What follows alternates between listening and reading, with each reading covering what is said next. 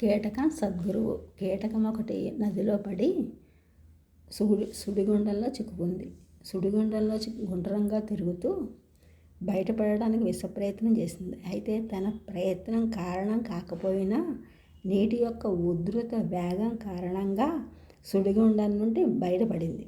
కానీ సుడిగుండం నుండి పడ్డాననే ఆనందం ఎక్కువసేపు నిలవలేదు. మరో సుడిగుండంలో చిక్కుకుంది. మళ్ళీ గుండ్రంగా వేగంగా తిరుగుతూ నీటి వేగంలో బయటపడింది.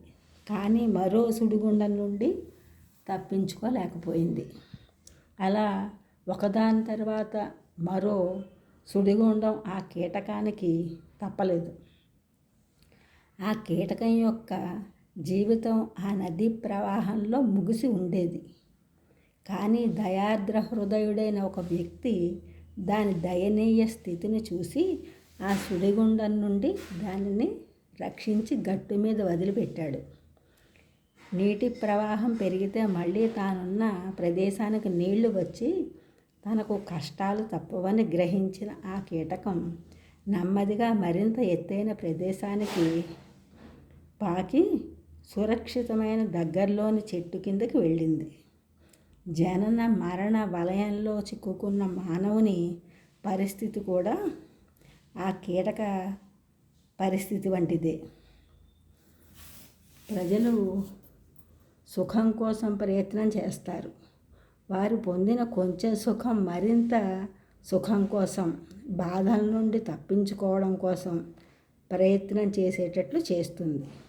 జీవనవాహినిలో ఆ వలయం ఒక సుడిగుండం వంటిది. మరణం తర్వాత మనిషికి మళ్ళీ పుట్టుక కీటకం ఒక సుడిగుండం నుంచి మరో సుడిగుండంలో చిక్కుకున్నట్లు. మన ఉదాహరణలో దయార్ద్ర హృదయం గల వ్యక్తి వలె జనన మరణ వలయంలో చిక్కుకున్న వ్యక్తికి సద్గురువు సహాయం అందిస్తాడు.